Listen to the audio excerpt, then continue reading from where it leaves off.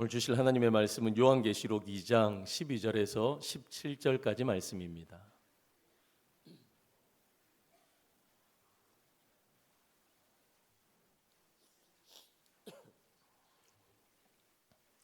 요한계시록 2장 12절에서 17절까지 저와 여러분들이 한 절씩 교독하도록 하겠습니다. 제가 먼저 12절 읽습니다.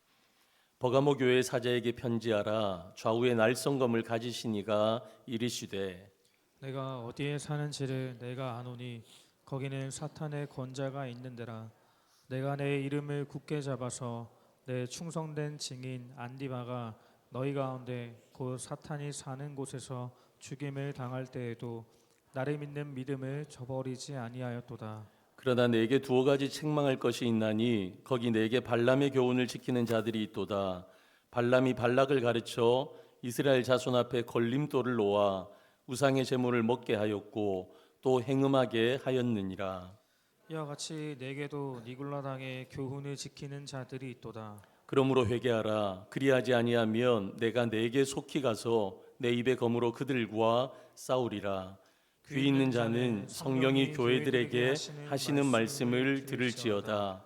이기는 그에게는 내가 감추었던 만나를 주고 또 흰돌을 줄 터인데 그 돌 위에 새 이름을 기록한 것이 있나니 받는 자밖에는 그 이름을 알 사람이 없느니라. 아멘. 명절 잘 보내셨어요? 고향 잘 다녀오셨고요. 빨간 날이 길면 길수록 좋을 것 같은데 하루 이틀 더 있었으면 좋겠다, 이런 그런 생각 안 해보셨나요? 우리나라는요, 추석이나 설날, 어린이날, 제연절, 개천절 이런 날에 빨간 날 공휴일로 제정하고 쉬는 날이기도 합니다. 그런데 제가 독일에 있을 때 이 공휴일들을 보고 놀랐어요. 왜냐하면 독일은 공휴일이 아이들 방학이기도 한데 성령 강림 주일 한 주일 방학, 부활절 2주일 방학, 크리스마스 2주 방학, 주님 승천 대축제일, 종교개혁 주간 또 한 주간 방학. 그래서요 1주 2주 공휴일 방학이 굉장히 많았어요. 이 공통점이 뭐냐면 모두가 기독교 절기라는 거예요. 독일은 종교개혁의 고향이라서 모든 문화가 기독교 문화로 자리 잡았다라는 겁니다. 그런데 여러분, 이런 좋은 부분이 있기도 한데 우리가 조금 주목해서 보아야 할 것이 있어요. 그게 뭐냐면요, 독일 내 등록된 기독교인이 1953년에는 총 인구의 92%였어요. 그런데 시간이 흘러 2018년도가 되니까 64%로 떨어졌어요. 2019년에는 52%로 떨어집니다. 이게 왜 데이터가 정확하냐면 독일에는 세금을 내야 되거든요. 우리나라도 마찬가지지만, 그런데 그 세금의 종류 가운데 종교세가 있어요. 종교세가 있어서 내가 크리스찬입니다, 기독교인입니다라고 거기에 표를 하면요, 종교세를 내는데 한 8%, 9% 정도를 내야 돼요. 그러니까 거의 우리 11조 개념인 거죠. 근데 그게 있으니까 이 데이터는 정말 정확한 거예요. 그런데 보시면요, 교인 탈퇴 현상은 최근에 급속도로 독일 안에 일어납니다. 2015년에서 2019년 사이에 총 210만 명이 탈퇴를 합니다. 그러니까 내가 기독교인이라고 표를 했던 사람들이 나 이제 기독교 아닙니다 하고 종교세를 내지 않는 거예요. 그리고 2019년에서 2020년 한 해 동안 250만 명이 나는 기독교인 아닙니다 탈퇴를 해버립니다. 그래서요, 독일 교회 협의회 표현을 빌리자면 저 표현이에요. 탈퇴 속도가 레코드를 찍었다, 기록적이다라는 겁니다. 교인 없는 교회가 너무 많이 늘어나고 있어요. 독일에서는요. 물론 유럽 전체가 그렇습니다. 교회를 매각해야 하는 상황이 이미 오래전부터 있었습니다. 제가 독일에서 목회할 때, 이제 중동교회 오기 전에 램스타인에서 목회할 때 처음에는 개척교회 갔다가 성도님들이 많이 부흥했어요. 그래서 성도님들이 이제 우리도 우리 예배당이 있으면 좋겠습니다 해서 우리 교인 대표 집사님과 함께 많이 알아보러 교회 이제 예배당을 살려고 알아봤어요. 근데 어떤 교회는요, 그런 교회도 있대요. 1유로만 주면 예배당을 우리가 살 수 있다는 겁니다. 1유로 1,300원 있으면 예배당 살 수 있다는 거예요. 왜냐하면 그만큼 성도의 수가 줄어서 교회가 합병을 하니까 예배당이 비는 거예요. 가만 놔두는 것보다 인류라도 받고 그냥 유지하면서 예배당 사용하라. 그런 의미로 독일 정부에서 그렇게 한 겁니다. 여러분, 탈기독교화를 독일과 같은 서구 사회에서는요, 세속화라고 그래요. 탈기독교화, 이걸 세속화라고 그들은 부릅니다. 그런데 우리나라는 조금 달라요. 우리 한국 교회에서 세속화는 뭐예요? 세상을 닮아간다라는 것을 세속화되어진다라는 겁니다. 사단은요, 우리 교회를 공격할 때 교회를 나가게 합니다. 예배를 드리게 합니다. 그런데 무엇을 바꾸려고 하냐면 교회를 세상처럼 만들려고 하는 전략을 쓰는 거예요. 교회가 세상처럼 되어지는 것, 교회가 기업화되어지는 것, 교회도 이윤을 차리게 하는 것, 교회도 수에 민감하게 하는 것, 성도들의 삶이 세상 사람들과 별반 다르지 않게 하는 것, 이게 사단의 이 시대 말세의 마지막 전략이다, 그렇게 이야기합니다. 그런데 여러분, 버가모 교회는, 오늘 우리가 살펴볼 버가모 교회는 우리 시대의 모습과 너무 비슷해요. 너무 많이 세속화되어 있는 모습을 농후하게 우리 가운데 보여주고 있습니다. 버가모 교회의 상황은요, 이랬습니다. 버가모는요, 소아시아의 가장 큰 도시 가운데 하나였습니다. 그리고 최고의 아름다운 도시였습니다. 이 버가모라는 도시는 해발 300m 이상의 고지에 있었거든요. 해발 300m 이상 고지에 있는데 이 아름다운 계곡이 매우 가파르게 흐르고 있는 아주 웅장한 계곡이 있었어요. 그러니까 해발 높은 곳에 있었죠. 이 경치가 절경이었습니다. 최고의 아름다운 도시가 버가모였습니다. 이 아름다운 도시에 사람들은 무엇을 세웠냐면 헬라 신전들을 만들고 세웠습니다.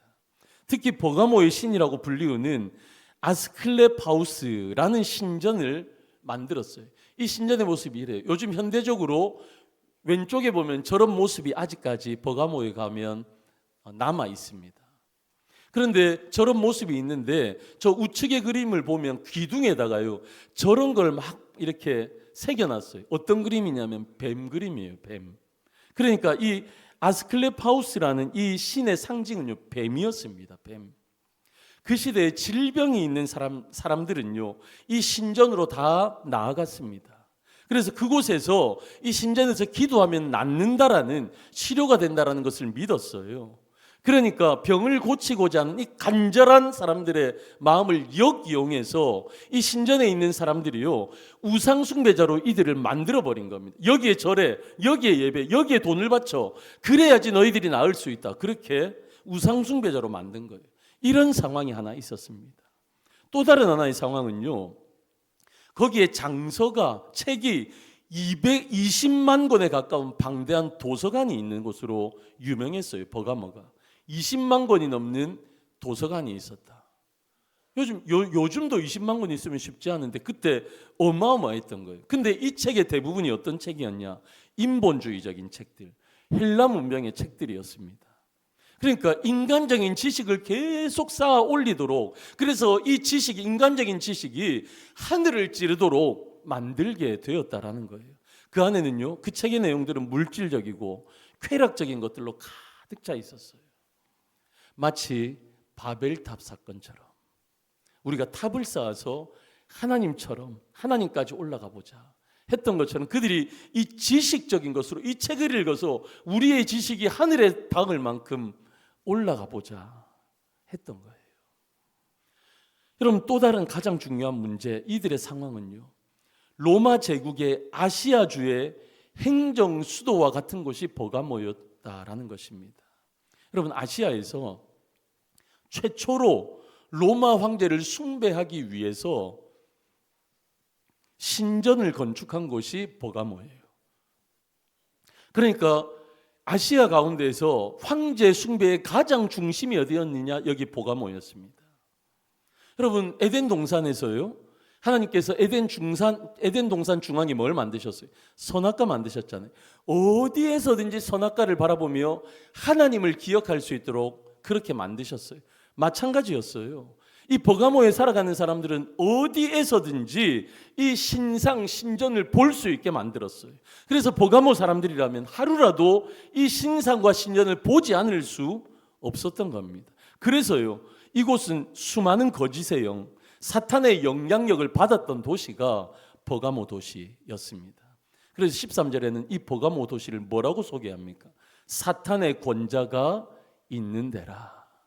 얼마나 심했으면 사탄의 권자가 있는 곳이라 말씀하셨겠습니까? 여러분, 이것이 버가모의 상황이었습니다. 그러면요, 예수님께서 버가모 교회를 칭찬하신 장점이 있습니다. 그게 뭐냐면 순교자적인 신앙이 그들 가운데 있었던 거예요. 여러분, 이런 버가모라는 도시에서 신앙을 지켜나가기 위한 버가모 성도들의 삶이 얼마나 힘들었겠어요. 박해와 환난을 당하는 것 우리가 보지 않아도 비디오입니다. 그 대표적인 환난과 박해가 누구냐? 안디바의 순교였습니다. 13절 말씀을 보시면요, 저기 안디바가 나오죠. 안디바가 나오는데 안디바가 죽임을 당할 때에 서머나에 순교자 폴리갑이 있었다면 버가모에는 순교자 안디바가 있었습니다. 저기 말씀에 안디바 앞에 안디바를 예수님께서 뭐라고 말씀하십니까? 내 충성된 증인 안디바라 말씀하십니다. 안디바는요, 충성된 증인이었어요. 안디바가 누구냐면 사도 바울의 뒤를 이어서 그 교회의 후임자였어요. 버가모 교회 리더 담임 목사님이었습니다. 그랬던 안디바가 황제 숭배를 거부하다가 죽임을 당한 거예요. 순교를 당한 거예요. 여러분, 이 사실을 통해서 안디바가 순교당한 이 모습을 보면서 버가모 성도들은요, 이걸 배웠어요. 진짜 그리스도인이 된다는 것은 죽을 수도 있는 일이구나 라는 것을 그들은 알게 됐습니다. 요즘으로 말하면 예수를 잘 믿어서 목사 되고 장로 되고 우리 교회로 따지면 목자 되고, 여러분 그렇게 되어지면 오히려 여러분 순교를 당할 확률이 훨씬 높아진다라는 것을 안디바의 순교를 통해서 그들은 알게 된 거예요. 여러분, 로마는요, 그 교회 리더인 담임 목사만 죽이면 그들이 흩어질 줄 알았어요. 무서워서 흩어지고 예수를 부인할 줄 알았어요. 그런데 반대였습니다. 성도들은요, 더 일심단결하였습니다. 주님을 믿는 믿음을 저버리지 않았습니다. 그렇게 성경은 기록하고 있어요. 영적인 지도자의 흘린 순교의 피가 오히려 교회를 더욱더 단단하고 견고하게, 그들을 그리스도 안에서 믿음 안에서 더 하나로 견고하게 뭉쳤다 말씀하고 있는 거예요. 칭찬받을 만하죠. 그래서 예수님의 칭찬은 13절에 너가 어디에 사는지를 내가 안다. 내가 아는데 너희들을 아는데 너희들이 어디에 사는지를 안다 말씀하시는 겁니다. 여러분, 이거보다 더 큰 위로가, 이거보다 더 큰 칭찬과 격려가 어디에 있겠습니까? 여러분, 그들이 살아가는 삶이 너무 퍽퍽하고 힘든 것, 예수를 믿는 사람으로 살아가는 이 세상이 얼마나 힘든 것, 너희가 거기에서 살고 있는 걸 내가 알고 있어. 예수님 말씀하시는 거예요. 여러분, 우리는요, 예수님 손바닥 안에 있어요. 예수님이 모르시는 게 없어요. 여러분들이 힘들고 어려운 삶, 남들에게 오픈할 수 없는 여러분들만의 눈물과 고통, 예수님이 다 알고 계세요. 그리고 너희들의 상황과 형편이 어떤지도 다 알고 있다 말씀하시는 겁니다. 우리의 처한 현실을 보면서 낙심할 게 아니에요.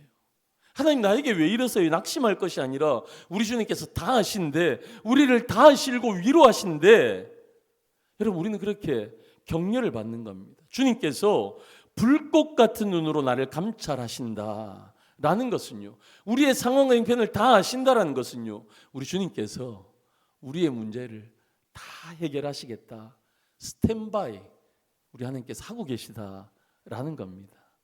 여러분, 건강에 문제가 있으십니까? 관계에 문제가 있으십니까? 재정적인 어려움이 있으십니까? 자녀들이 꼴도 보기 싫게 그렇게 힘들게 하십니까? 우리 주님께서 다 아신다 말씀하시고요, 우리 주님께서 이제 돕겠다, 내가 너희 상황을 다 아니 내가 도울 거야 말씀하시는 줄로 믿습니다. 여러분, 버가모 교회를 향한 그런데 책망이 또 있었어요. 그것이 무엇이냐? 세속화된 겁니다. 14절 15절 말씀해 보시면요, 발람의 교훈을 지키는 자들이 있었습니다. 또 넘겨주시면요, 한 부류가 더 있었는데 니골라당의 교훈을 지키는 자들. 교회 안에 이런 두 부류가 생겨납니다. 첫 번째입니다. 발람의 교훈을 지키는 자들, 이들은 누구입니까? 이들을 알기 위해서는 발람을 알아야 되잖아요. 발람은 민수기 22장에 나오는 이방인의 주술사였습니다. 주술사. 이 모압 왕인 발락이요, 이스라엘이 우리를 쳐들어온다는 사실을 알았어요. 근데 광야에서 하나님께서 이스라엘 백성들을 어떻게 인도하셨는지, 이 모압보다 더 강한 나라들을 하나님께서 어떻게 물리치셨는지, 승리케 하셨는지 그들은 소문을 듣고 알았어요. 그래서 도저히 우리들의 군사력으로는 이 이스라엘을 이길 수 없다라는 생각이 발락 가운데 있었습니다. 그래서요, 용병을 하나 데리고 오는 거예요. 싸움 잘하는 용병이 아니라 선지자인 발람이라는 선지자를 초빙해 옵니다.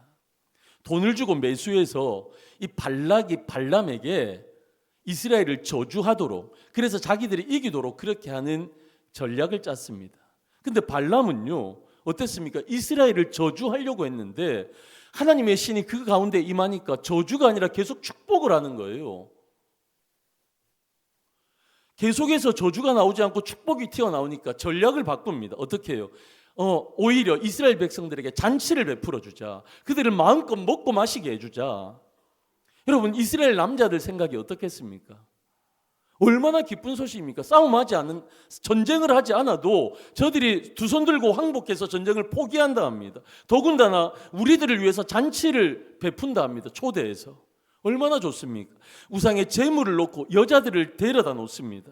그들에게 우상의 제물을 먹게 하고 여인들과 간음하게 했습니다. 온갖 가지고 있는 육체적인 행복은 다 누릴 수 있도록 만들어준 겁니다. 이 일로 어떤 일이 벌어집니까? 하나님께서요, 이스라엘을 심판하십니다. 연병이 일어나서 이스라엘 자손이 24,000명이 죽었습니다. 여러분, 돈의 욕심에 이끌려서 발람은요, 팔려갔고요, 이스라엘 백성들을 죄에 넘어지게 했고요, 그 올무 때문에 그도 하나님의 징계를 받게 되어집니다. 발람의 교훈은 이것입니다. 세속화되어지는 것이, 하나님의 백성들이 세상과 벗하는 것이 얼마나 무서운 일인가. 발람을 통해서 하나님 우리 가운데 말씀하시는 거예요. 버가모 교회 마찬가지였습니다. 이런 사람들이 교회 안으로 들어왔습니다. 이런 거짓 사도와 선지자들이 들어와서 버가모 성도들을 꾀입니다. 그래서 오늘 말씀해 보시면 음행하게 합니다. 우상 숭배한 제물을 먹게 했습니다. 또 다른 한 부류가 있었습니다. 니골라 당의 교훈을 지키는 자들. 여러분, 이 니골라 당은요, 초대교회 당시에 곳곳에 뿌리 받고 있었던 이단이었어요. 어떤 이단이었냐면 영지주의 이단 가운데 하나였습니다. 영지주의 한 번쯤은 들어보셨을 거예요. 초대교회 이단 중에 제일 무서웠던 이단, 이 영지주의가요, 보이는 영적인 세계는 중요한데 눈에 보이는 물질적인 세계, 우리가 살고 있는 육체적인 세계는 중요하지 않다 해서 예수님의 신성과 인성을 부인했던 사람들이 이들입니다. 그래서 육체는 별로 중요하지 않으니까 아무렇게나 살아도 돼 주장을 펼치면서 마음대로 살았던 사람들이 영지주의. 그러니까 뭐 어떻습니까? 세상 속에서 그들이 살아가면서 예수 믿는 사람과 예수 믿지 않는 사람들이 구별이 되어지지 않는 거예요. 예수 믿는 사람들이 육체는 별거 없으니까 아무 때나 살아도 돼 하니까 어떻게 해요? 마음대로 사는 거예요. 그러니까 버가모 교회 속에 스며든 발람의 교훈과 니골라 당의 교훈의 공통점이 무엇입니까? 공통점은요, 교회를 세속화시켰다라는 것입니다. 그러니 그들은요, 교회를 다니기는 다녔어요. 예배를 드리기는 드려요. 그런데 그들은요, 예배를 드리고 하나님을 섬기면서도 헬라의 우상들을 섬겼습니다. 로마의 신을 퀴리오스라, 그도 주라고 고백했습니다. 거기서 벌어지는 음란한 매충의 행위에도 아무런 꺼리낌 없이 그들은 동참을 했습니다. 교회에서는 예배 잘 드려요.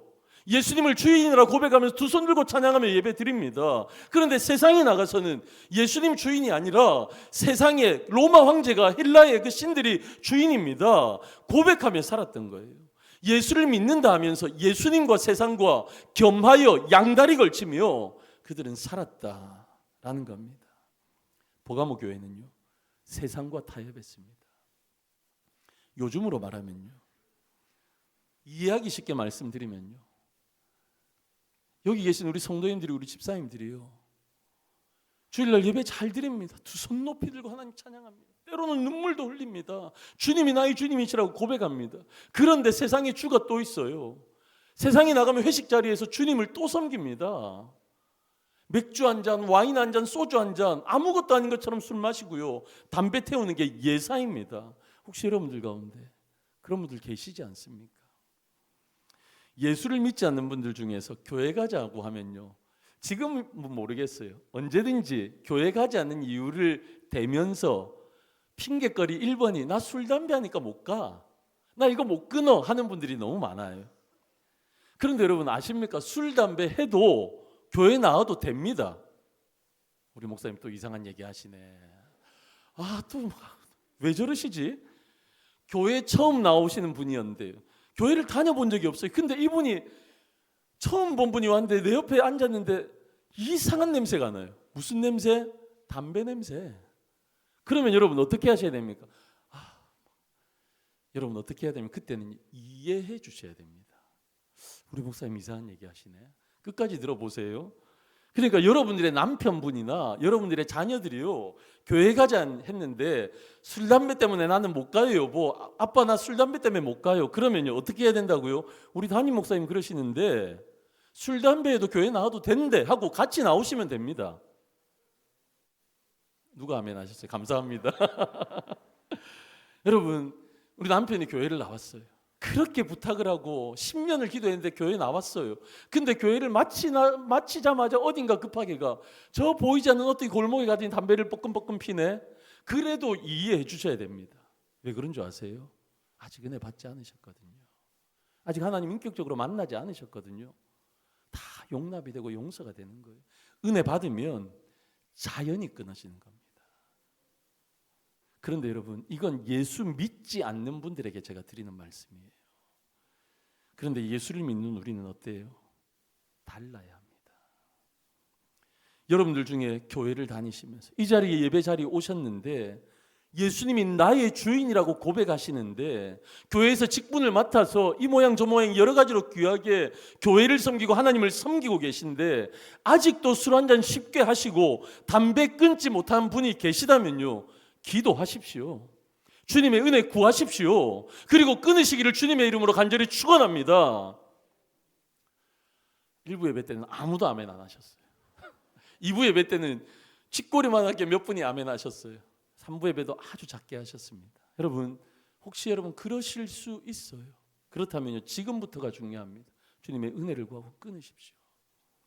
여러분 술, 담배 하는 거 그게 천국 가는데 걸림돌 됩니까? 그렇지 않습니다. 여러분 술 한잔 해도요 천국 가는데 아무 문제 되지 않습니다. 예수만 믿으면 가는 곳이 천국입니다. 살인을 해도 하나님 잘못했습니다 용서 구하면 되는 겁니다. 근데 술, 담배가 뭐라고요? 근데 왜 제가 이 말씀을 드립니까? 그게 세속화예요. 세속화. 세상을 닮아가는 거예요. 제가 독일에서 목회할 때 독일 이민자들도 있었어요. 독일 2세들도 있고 그리고 미군들이라서 1.5세들 2세들도 있었습니다. 그들의 문화는요 술 문화가 어려운 문화가 아니에요. 그들은 스테이크를 먹으면서 와인 한 잔 맥주 하나 하는 게 너무 당연한 문화예요. 제가 신방을 가면 우리 성도님들이 제일 많이 해주셨던 식사 대접이 스테이크였어요.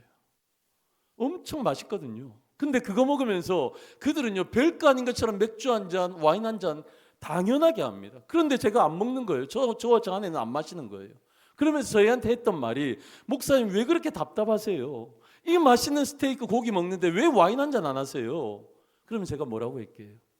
나도 한 잔 마셔볼까?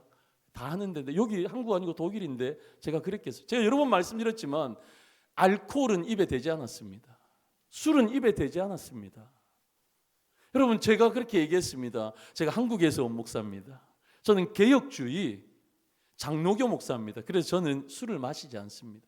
알코올이 들어간 음료는 마시지 않습니다. 말씀을 드렸어요. 그랬더니요 알코올 없는 맥주를 자꾸만 가지고 와요. 목사님 이거는 콜라하고 똑같아요. 한 잔 드셔보세요. 여러분 제가 왜 이 말씀을 드려요? 여러분 정말 우리가 너무 많이 세속화되어 있는 거예요. 제가 부교육자로 대학부를 맡았을 때 일입니다. 부목사 때 어느 해 12월쯤에 우리 부장집사님이 저한테 와서 완전히 난리가 난 세상이 무너진 것처럼 저한테 와서 무언가 얘기를 해주셨습니다. 알고 보았더니 무슨 내용이냐면 목사님 우리 청년들 중에 여러 명이 그것도 중직자 자녀들이 월미도에서 술 마시고 담배 피다가 우리 교회 어르신들에게 딱 걸렸다는 거예요. 목사님 이걸 도대체 어떻게 합니까? 저한테 우리 부장님이 얘기하시는 거예요. 제가 두 가지 마음이 들었어요. 한 가지는 하려면 숨어서 해서 걸리지나 말든가, 다른 하나는요 자괴감이 들었어요. 내가 몇 년을 우리 청년들을 말씀으로 가르쳤는데 내가 뭘 가르쳤나 이런 생각이 드는 거예요. 그래서 너무 쇼킹해가지고 제가 너무 마음이 우울해가지고요 청년들의 삶을 알아야 되겠다 생각해서 청년들의 학교를 제가 다니기 시작했습니다. 캠퍼스를 신방하러 다니기 시작했습니다.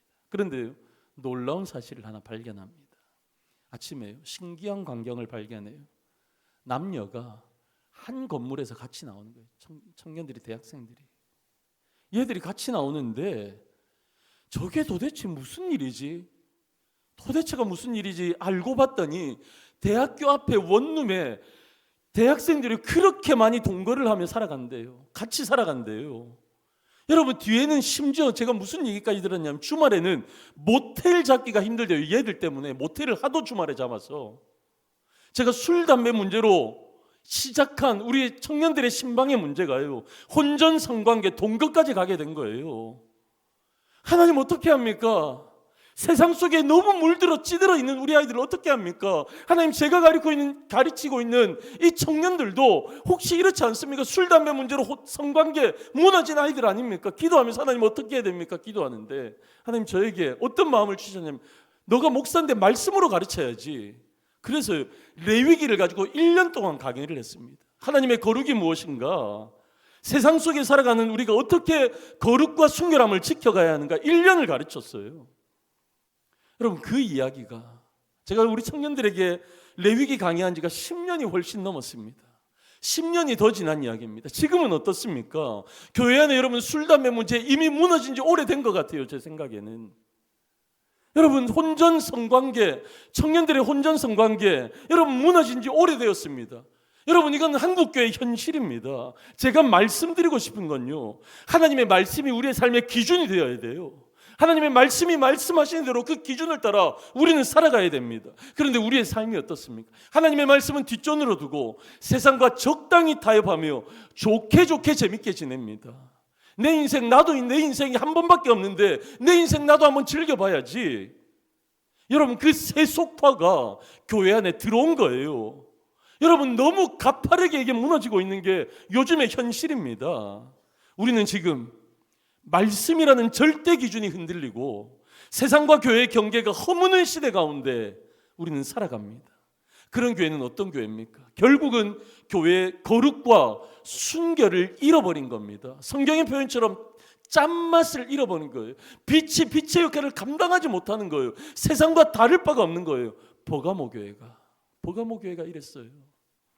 그럼 말세는 어떤 시대입니까? 사람들이 세상 돌아가는 뉴스를 보면서 말세야 말세 하잖아요. 그 말세는 어떤 게 말세입니까? 여러분 어떤 시대이고 세상이 말세 아닌 시대가 어디에 있었습니까? 성경을 한번 볼까요? 창세기에 기록된 시대에도 살인이 있었어요. 살인. 형이 동생을 죽이는 살인이 있었다고요. 소돔과 고모라와 같은 끝판왕 세상이 세상과 성경 속에도 있었습니다. 바벨의 시대예요. 모두가 자기가 왕이라고 말하는 바벨의 시대. 하나님처럼 되고 싶은 그런 바벨의 시대, 사사시대가 존재했습니다. 세상은요 똑같습니다. 성경의 시대 몇천 년 전이나 2024년 우리가 살고 있는 시대나 세상은 똑같습니다. 여전합니다. 진짜 말세는요 세상이 아닙니다. 세상이 너무 죄로 가득 차 있다. 그게 말세가 아니에요. 교회가 세속화되어지는 게 말세예요. 교회가 세상과 구별이 없어지는 게 말세예요. 교회가 예수님을 닮아가지 않고 세상을 닮아가는 것, 여러분 이게 말세입니다. 이게 주님 오실 날이 얼마 남지 않았다는 사인이에요. 이런 버가모 교회를 향해서, 세속화되어 있는 버가모 교회를 향해서 예수님께서 권면하십니다. 뭐라고요? 회개하라. 다른 방법이 없어요. 회개해야 됩니다. 거룩하지 않으면, 계속해서 세상과 구별 없이 살아가면 여러분, 우리는 회개해야 합니다. 그런데 그럼에도 불구하고 우리가 회개하지 않으면 예수님께서 무서운 말씀을 하십니다. 16절에 내 입의 검으로 그들과 싸우리라. 여러분, 싸운다는 표현은요, 헬라어의 표현은 전쟁한다는 거예요. 전쟁. 예수님이 전쟁을 선포하시는 거예요.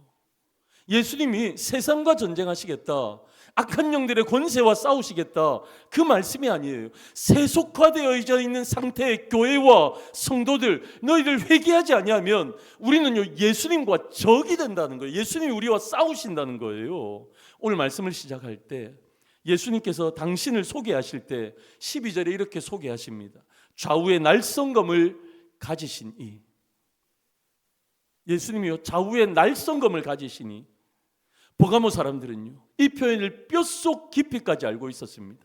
왜냐하면요 그들의 자랑이 무엇이었냐면 그들은 정의의 검을 가지고 있었어요. 정의의 검. 이 정의의 검이 뭐냐면 로마 황제가 하사해준 정의의 검이 그들 가운데 딱 있었어요. 이것이 그들의 자랑이었습니다. 정의의 검. 로마 제국이 세계를 제패했잖아요. 힘의 상징이었잖아요. 로마의 왕이 우리를 보호하고 있다는 상징이었어요. 이 로마의 황제가 하사한 정의의 검이 우리에게 풍요를 가져다주고 평화를 가져다 준다. 그들은 생각하고 이게 자랑이었다니까요. 그러나 오늘 주님 말씀하십니다. 좌우에 날선검을 가진 이가, 이게 무슨 표현입니까? 역사를 주관하는 실세는요 로마 황제가 아니라는 겁니다. 바로 예수 그리스도라는 사실입니다. 여러분, 이 세상적인 세계관에 당당히 맞서는 하나님의 말씀이에요.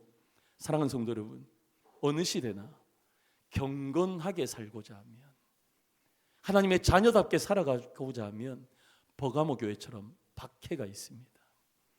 그 박해는요 1세기에 버가모 성도들이 겪었던 정치 권력에 의한 그런 게 우리는 아닐 수 있어요. 정말 다양한 방법으로 세상은 우리에게 타협하라 우리를 유혹합니다. 때로는 그게 술일 수도 있고요, 때로는 탈세일 수도 있고요, 때로는 컨닝일 수도 있고요, 때로는 다른 사람들을 험담하는 걸 수도 있고요. 여러분, 돈이면 다 된다라는 물질 만능주의에 빠지는 것일 수도 있습니다. 여러분, 우리는 그런 세상 속에 저와 여러분들은 살아가고 있는 겁니다. 사랑하는 성도 여러분, 그럼 우리 어떻게 살아야 되나요? 오늘 본문에서 주님은요 세속화되어지지 않기 위해서 몸부림치며 살았던, 그래서 생명까지 내어 순교했던 안디바를 가리켜서요 뭐라고 합니까? 내 충성된 증인이라 말씀하십니다. 내 충성된 증인. 안디바는 그런 세속적인 이 버가모란 도시에서 세속화되어지지 않기 위해서 충성되게 살았습니다. 하나님의 충성된 증인으로 얼음 냉수와 같이 살았습니다. 하나님께서 우리에게 요구하시는 것은요 충성입니다. 그런데 이 충성의 내용은 무엇입니까? 무엇을 가지고 충성하는 겁니까? 하나님의 말씀을 가지고 살아가는 것. 여러분, 그것이 충성입니다. 주님의 말씀을 지키며 살아가는 그 좁은 길, 그 험한 길을 주님 손잡고 약속하신 말씀 붙들고 살아가는 것. 여러분, 그것이 충성입니다. 충성. 세상은요 자꾸만 우리를 세속화시키려고 합니다. 예수님이 아니라 세상을 닮아가라, 세상의 방식으로 살아가라, 우리 가운데 자꾸만 도전하고 유혹합니다. 여러분, 우리 교회 안에도 니골라당의 교훈, 발람의 교훈이 있을 수 있습니다. 이미도 우리 가운데 세속화되어진 부분이 우리 중동교회도 여러분들의 삶 가운데도 있을 수 있습니다. 우리가 어떻게 살아가야 합니까? 세상과 반대 정신으로 살아야 돼요. 하나님의 약속의 말씀을 붙들고 충성되게 살아야 할 줄로 믿습니다. 사랑하는 우리 중동의 모든 권속들이 하나님의 말씀을 붙들고 충성되게 살아 세상 속에서도 거룩하게 구별되어져서 여러분들의 삶 가운데 아주 작지만 하나님의 존귀하신 나라를 이루어 가시는 우리 중동의 모든 성도님들 되시기를 주님의 이름으로 간절히 축원합니다. 축원합니다. 우리 다 같이 일어나셨어요. 이 찬양으로 고백합니다. 안개 속에서 주님을 보내.